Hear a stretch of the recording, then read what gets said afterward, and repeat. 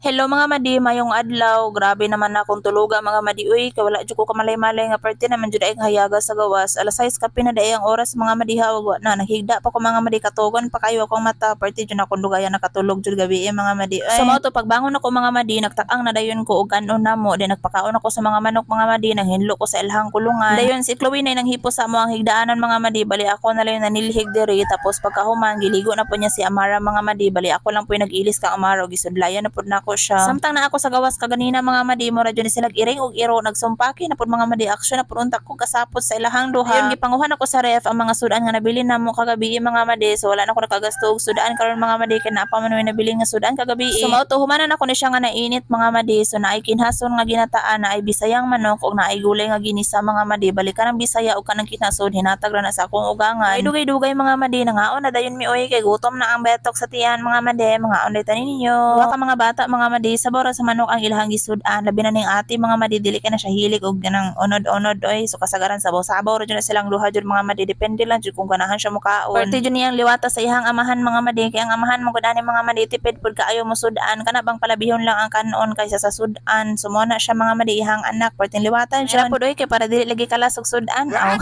Dire na lang kutob, salamat sa pagtan-aw, bye.